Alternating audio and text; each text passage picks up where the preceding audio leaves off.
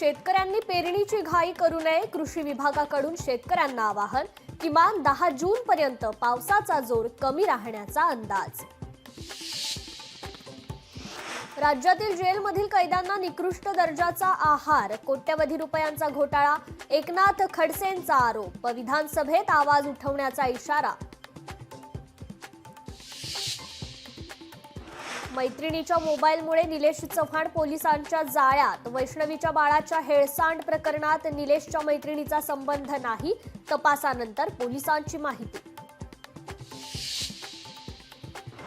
विवाहितेला घरात डांबून 17 चटके. छत्रपती संभाजीनगरमध्ये पैशांसाठी अमानुष प्रकार.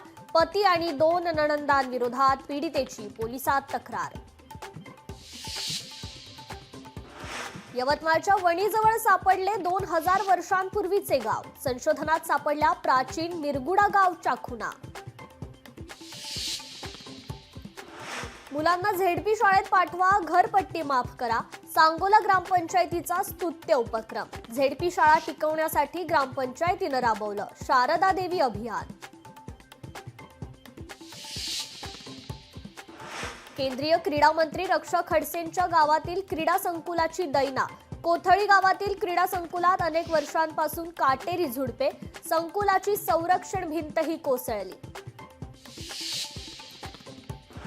आणि अहमदाबादच्या नरेंद्र मोदी स्टेडियम मध्ये आज रंगणार IPLचा क्वालिफायरचा दुसरा सामना. मुंबई इंडियन्स आणि पंजाब पैकी कोण फायनल मध्ये जाणार याकडे क्रिकेट प्रेमींचं लक्ष.